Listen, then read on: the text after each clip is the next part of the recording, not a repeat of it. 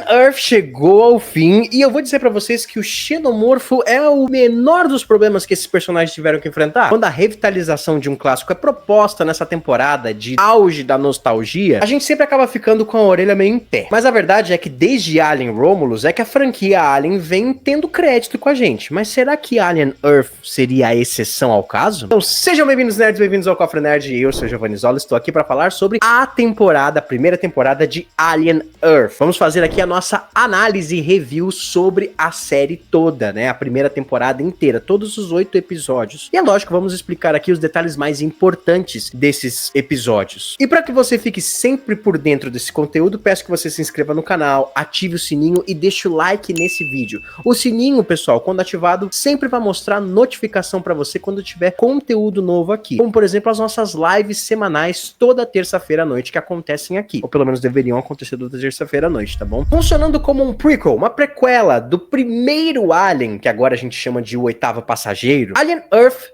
traz finalmente a ameaça do Xenomorfo para o planeta Terra. Um ano antes da missão da USCSS Nostromo, onde a corporação Yutani, uma das 5 que controlam o mundo após a derrocada da democracia governamental, tenta trazer espécimes alienígenas para garantir e exercer seu poder e também ficar à frente de todos os seus outros concorrentes, principalmente a novata, a Prodigy. Porém, um acidente causado principalmente pela liberação da carga do Xenomorfo, os ovos ali racham em plena nave e também outras cargas com outros alienígenas, faz com que essa nave da Yutani caia na região governada pela Prodigy, que garante ao seu líder, o garoto gênio Boy Cavalier, a ambição de capturar essas criaturas antes que o ciborgue Kumi Morrow, que era na verdade o chefe de segurança da Yutani presente na nave e o único sobrevivente da USCSS Magnotti, ele recapture sua carga. Inclusive, o Morrow é um dos personagens mais incríveis dessa série. Ele e o Kirsch. Um sintético, que é o Kirsch, e o outro é o Cyborg Morrow. Disposto a tudo, pessoal, para recuperar a sua carga. Afinal de contas, ele ficou 65 anos da vida dele oscilando entre ficar acordado e criogenia naquela nave e até perdeu boa parte da vida da sua filha até que ela morresse. Para mim não é exagero considerar que Alien Earth seja um marco na franquia, principalmente porque é a primeira vez que a franquia está produzindo uma série de televisão. Mas eu acho que ela é mais do que isso. Eu acho que Alien Earth é um pequeno marco para a ficção científica como um todo. Ficção científica essa que é conhecida sempre por revestir com todos os seus artifícios maravilhosos de robótica, de alienígenas, de aventura, assuntos muito importantes a ser debatidos. O fato é que Alien Earth não tem só um assunto a ser debatido, ele tem uma gama inteira, incessante para atiçar cada vez mais a sua reflexão após cada episódio. Começando, por exemplo, com essa obsessão doentia do Cavalier de tentar emular um Peter Pan moderno dentro do seu próprio domínio. Um garoto que nunca cresce e que descobre um jeito de transferir a consciência de 6 crianças moribundas perto da morte para o corpo de sintéticos adultos. Sim, ele consegue transferir o corpo de 6 crianças, inclusive a Marcy Kermit, que é a personagem principal aqui, para corpos sintéticos, corpos adultos, ou seja, consciência de criança num corpo de adulto. Olha o quanto isso é importante, quanto é atual com a situação atual que a gente vive hoje no mundo, no Brasil principalmente. Olha ali a denúncia do Felca, por exemplo, fala muito sobre a adultização de crianças, o quanto elas não tiveram tempo de crescer. E na verdade, essas aí da série nunca vão conseguir crescer porque sua consciência nunca vai se desenvolver dentro de um corpo mecânico. Feito isso em busca de trazer então algum soldado perfeito, mentes criativas para sempre, ou o simples desenvolvimento de armas de destruição em massa. Cavalier achou um jeito de comercializar a imortalidade. São eles as crianças Wendy, que na verdade é a Marcy, Toodles, Slightly, Smee, Nibs e Curly. Todos nomes referentes à lenda do Peter Pan, ao conto de fadas de Peter Pan. Eles são os meninos perdidos. Os meninos que nunca cresceriam porque Peter não deixava. O garoto que nunca cresce para fugir da dura realidade através da sua genialidade que se desprende de tudo, principalmente da seriedade das consequências. Acabou criando crianças que jamais crescerão porque já não é possível. Ou pior, mentes que deveriam lidar com situações de adultos sem serem preparados paradas sem terem amadurecido. Chama o Felka aí pra pegar o Cavalier, cara. E eu falo acabou criando mesmo, porque aqui fica outra bola quicando pra gente começar a falar sobre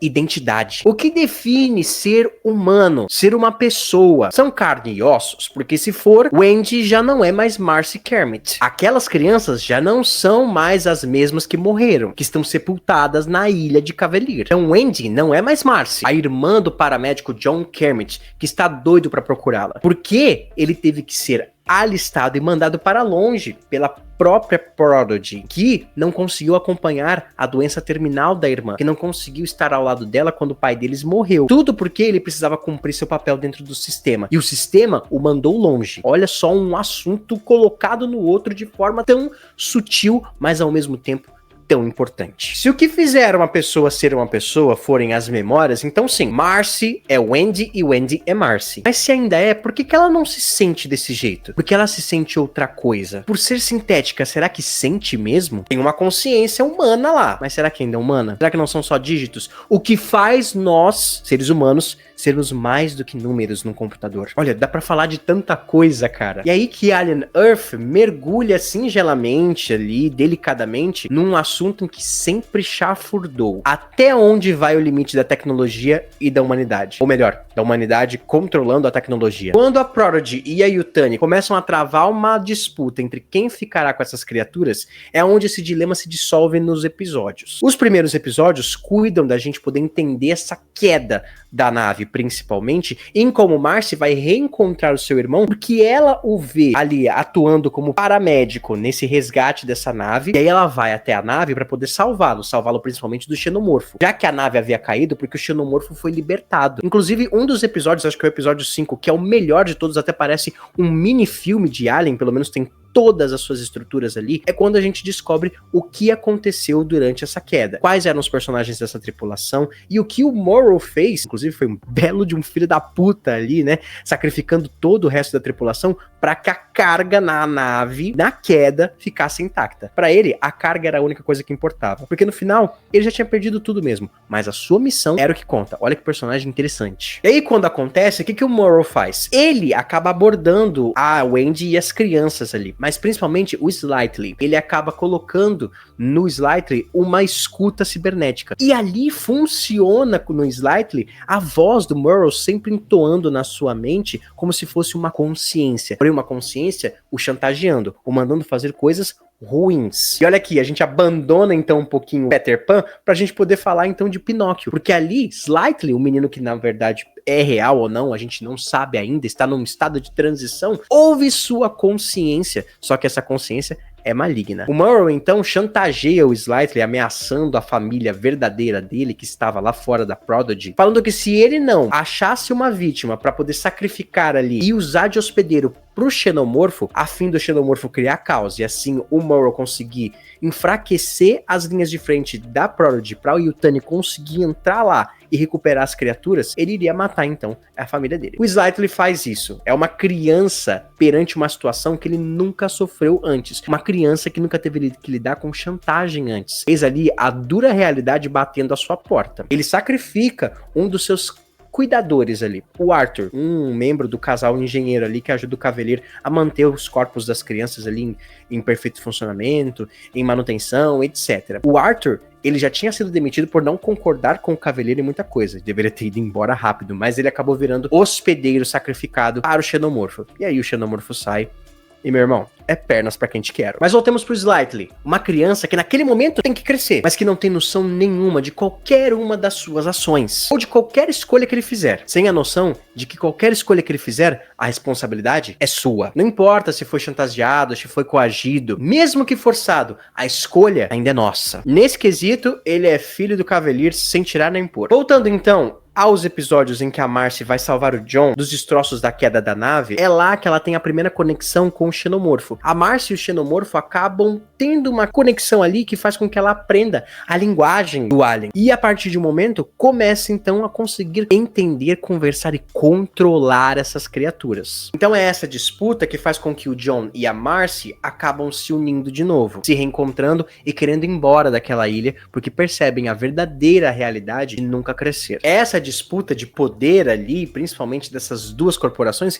que faz, por exemplo, o Sintético Kirsch se interessar tanto em pesquisar essas outras espécimes, como, por exemplo, as vespas comedoras de material sintético, o que é perigoso para ele, os vermezinhos que sugam sangue e destroem o corpo humano, e até mesmo um parasita em formato de olho cheio de tentáculos que possui de forma zumbinesca cadáveres e também é muito inteligente, porque a partir de certo momento ele começa a manipular situações, ele começa a causar mortes de forma terceirizada, ele começa a observar e aprender como funciona a humanidade. Doido pra chegar em um corpo mais desenvolvido do que um de ovelha que ofereceram pra ele. Inclusive, esse personagem, esse alienígena, ele é uma das promessas da temporada, que fica a todo momento ali nos atiçando, mas que no final se torna uma promessa que parece ser cumprida numa possível segunda temporada, o que pode diminuir um pouco seu peso se a série não for renovada. Mas eu acho que se for, a gente vai ver um grande desenvolvimento, um grande arco, vendo esse personagem aí, esse alienígena, sendo um grande vilão. Consequências. Todas as decisões desse roteiro bem intercalado e bem elaborado convergem nessa palavra. A direção, por exemplo, nunca te deixa se livrar dessa sensação claustrofóbica. A sensação de que você nunca consegue de fato se livrar de algo, se você não consegue ser liberto, tal qual não conseguimos nos libertar das amarras, das consequências das ações que fazemos. Talvez seja o resultado das locações onde são filmados, afinal, muito bacana, tanto dentro da nave, tanto dentro das instalações da Yutani, ou se também é o fato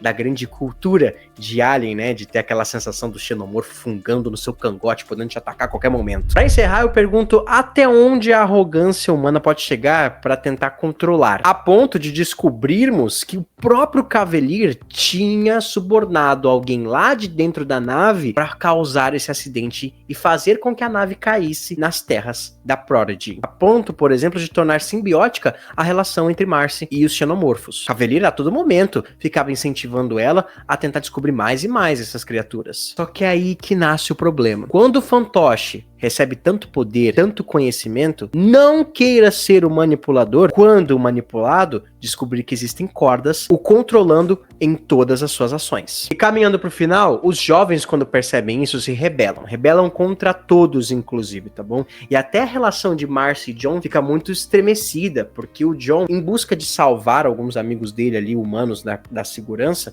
acaba atirando na Nibs, o que deixa a Marcy muito brava. E ele faz com que todas aquelas crianças, menos o Toodles, que acabou morrendo ali num experimento causado principalmente por causa daquele alien olho ali, eles fazem o seguinte, eles pegam todos os adultos, o Cavalier, os seus sintéticos, o Kirsch, o Monroe, e os prende numa cela de contenção. As crianças deixam os adultos de castigo, prometendo que consequências vêm para todos, inclusive para eles. Pessoal, deixa aqui nos comentários se vocês gostaram ou não de Alien Earth.